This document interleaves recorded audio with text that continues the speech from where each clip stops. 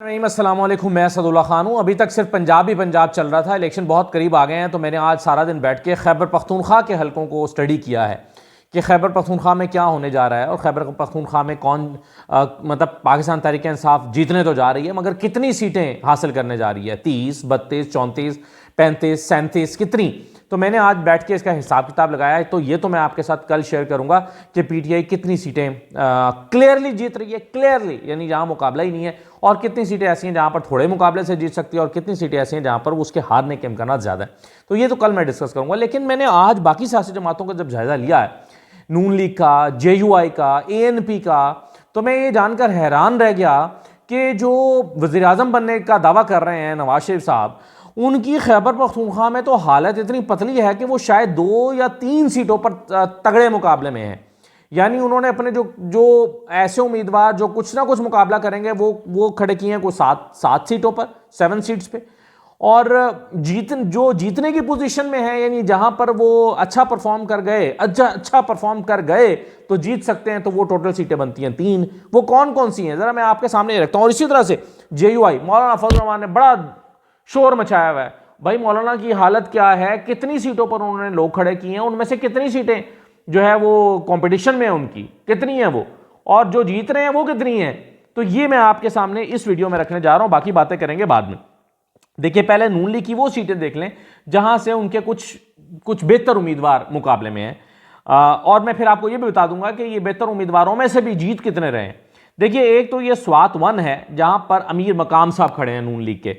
अमीर मकाम का मुकाबला डॉक्टर अमजद अली खान के साथ है। अच्छा मैं आपको यह बता दूं कि पिछली मरतबा भी अमीर मकाम यहां पर खड़े थे, और हैदर अली खान से, पाकिस्तान तहरीक इंसाफ के हैदर अली खान से, डॉक्टर हैदर अली खान से ये सीट जो है वो 20,000 वोटों के फर्क से हारे थे अमीर मकाम साहब। उस वक्त जब पीटीआई का उतना उरूज नहीं था जितना आज है, उस वक्त पीटीआई की उतनी हवा नहीं थी 2018 में जितनी आज है। तो डॉक्टर हैदर अली खान तो पीपल्स पार्टी में चले गए, और पीपल्स पार्टी के जो अमजद अली खान थे वो पीटीआई में शायद आ गए हैं, और डॉक्टर अमजद अली खान जो हैं वो अब खड़े हुए हैं पीटीआई के टिकट पर, और इनके मुकाबले में अमीर मकाम साहब हैं।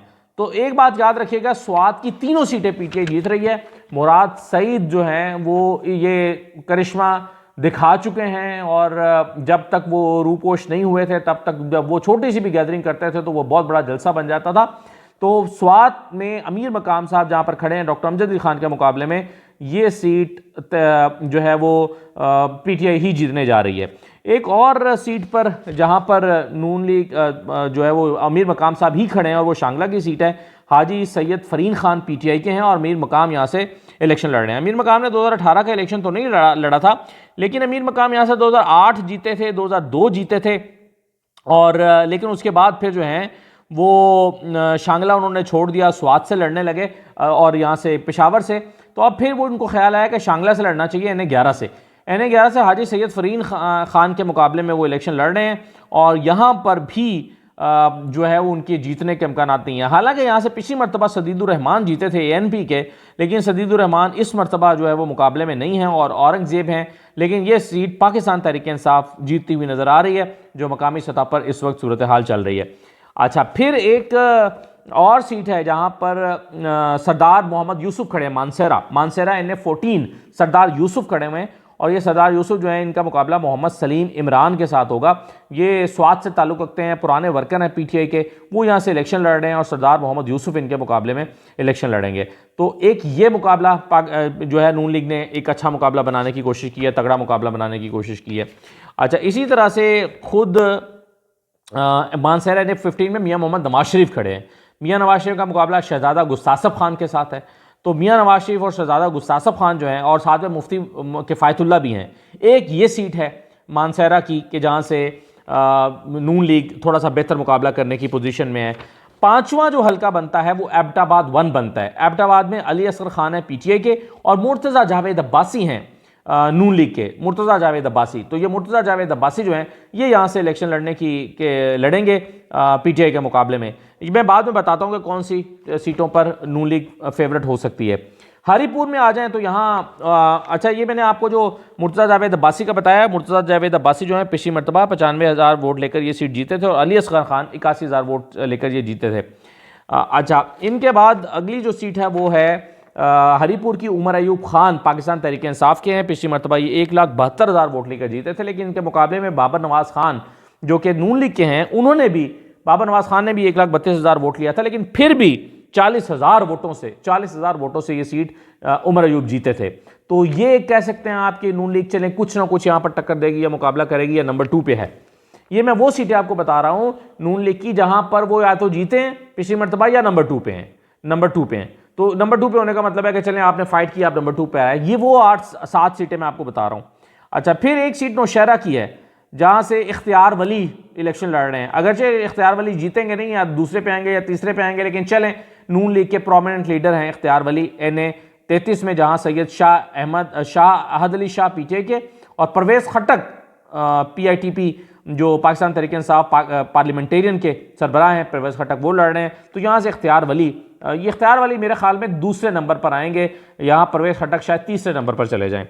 अच्छा, इसी तरह एक और सीट है खैबर की, लंडी कोतल खैबर, मोहम्मद इकबाल खान यहाँ पर PTA के हैं और शाहजी गुल अफरीदी लड़ रहे हैं। अब शाहजी गुल अफरीदी का मामला यह है कि ये पानी की तरह पैसा बहा रहे हैं आम वर्कर्स को, छोटे छोटे वर्कर्स को 2-2 करोड़ रुपया ऑफर कर रहे हैं कि 2-2 करोड़ रुपया ले लो और अब कैंपेन हमारे साथ आकर करो। पानी की तरह पैसा, इतना पैसा बहा रहे हैं शाहजी गुल अफरीदी, और उन्होंने अपनी कैंपेन अफरीदी जो है ना, उन्होंने पैसे की बुनियाद पर बनाई हुई है और यहाँ से बहरहाल वो इकबाल खान को कुछ टक्कर दे सकते हैं। तो ये 7 सीटें बनती हैं, 7 उम्मीदवार बनते हैं जहाँ से PTI नून लीग जो है वो PTI के मुकाबले में फाइट करेगी। लेकिन इनमें से जीत कौन सी सकती है सीट? तो मेरे ख्याल में ये 2 सीटें ऐसी बनती हैं जहाँ पर नून लीग जीतने की पोजीशन में है, या आप कह सकते हैं कि उनका जीतने के इम्कानात हैं। एक सीट जो है वो NA 14 मानसहरा की है, जहां से सरदार मोहम्मद यूसुफ लड़ रहे हैं। हालांकि इनके बेटे सरदार शाहजहां यूसुफ पिछली मरतबा हार गए थे, लेकिन इस मरतबा खुद सरदार यूसुफ लड़ रहे हैं। तो एक तो ये सीट है जहां पर उनका फेयर चांस बनता है, और दूसरी सीट जो है वो बनती है नून लीग की, जहां से मियां मोहम्मद नवाज शरीफ साहब खुद लड़ रहे हैं। मियां नवाज शरीफ खुद लड़ रहे हैं और मुफ्ती किफ़ायतुल्लाह भी हैं, शहजादा गुस्तास साहब भी हैं। अगरचे शहजादा गुस्तास साहब अच्छे फाइट करेंगे, लेकिन नवाज शरीफ साहब ये सीट जो है वो जीत सकते हैं। ये सीट पिछली मरतबा कैप्टन सफदर के भाई सज्जाद ने जीती थी, मोहम्मद सज्जाद ने। तो मोहम्मद सज्जाद यहाँ पर जीत गए थे, 74,000 वोट लिए थे, और जरगुल खान PTA के थे, उन्होंने 59,000 वोट लिए थे। तो यहाँ से नवाज शरीफ जो है वो सीट जीतने की पोजीशन में है। तो ये 7 सीटें मैंने आपको बताई हैं जहां पर नून लीग ने कुछ अपने कुछ बेहतर उम्मीदवार जो मुकाबला कर सकते हैं वो खड़े किए हैं, और 7 में से 2 सीटें PTI नून लीग जीतने की पोजीशन में है। कितने में से? टोटल पूरे 45, पूरे खैबर पख्तूनख्वा की 45 सीटों में से नून लीग 2 सीटें जीतने की पोजीशन में है इस वक्त पूरे खैबर पख्तूनख्वा में, और चले हैं बनने वजीर आजम, और फिर कहते हैं 2/3 अक्सरियत चाहिए। और भाई मुझे सीट तो बताओ ना, कहां से जीतोगे खैबर पख्तूनख्वा के? मुझे हल्का नंबर बताएं, ऐसे ना बहस करें, हल्का नंबर बताएं कि जी ये मेरा हल्का नंबर है, यहां से हम सीट निकालने जा रहे हैं, बताएं। फिर ग्राउंड पे आ जाते हैं, फिर देख लेते हैं, फिर इसकी तफसील में चले जाएंगे, किसकी बरादरियां किसके पास है, किसका घर से कितना वोट है, किसके अपने इलाके से कितना वोट है, ये हम फिर उसकी तफसील में चले जाएंगे। लेकिन मेरा जो एक ओपिनियन बनता है पूरे खैबर पख्तूनख्वा में, वो ये बनता है कि नून लीग 2 सीटों पर अपनी एक पोजीशन बेहतर बनाए हुए है, और बाकी सीटों पर वो मुकाबला तो करेगी, लेकिन कहीं 10,000 से हारेगी, कहीं 20,000 से हारेगी, कहीं 25,000 से हारेगी, दूसरे नंबर पर रह सकती है। यानी बाकी सीटों पर नून लीग दूसरे नंबर पर रह सकती है, जीत नहीं सकती। तो ये वो 7 सीटें बनती हैं खैबर पख्तूनख्वा में। अब आ जाइए जरा मौलाना फजल रहमान साहब पे। मौलाना फजल रहमान साहब 1 2 3 4 5 6 7 8 सीटें पूरे खैबर पख्तूनख्वा में बनती हैं, जहां पर उनके कुछ बेहतर उम्मीदवार या मुकाबले के उम्मीदवार खड़े हुए हैं। 8 पूरे खैबर पख्तूनख्वा में। अब इन 8 में से जीतेंगे कितनी, ये बड़ा दिलचस्प है। ये अब आ जाए जरा, मैं आपको बताता हूं। पहले तो आप आ जाइए कोहिस्तान की सीट पर, NA 12 है। ये NA 12 ताज मोहम्मद है, ताज मोहम्मद PTI के हैं, और इनके मुकाबले में मलिक सलाहुद्दीन हैं जो कि JUIF की सीट से, JUI के प्लेटफॉर्म से लड़ रहे हैं।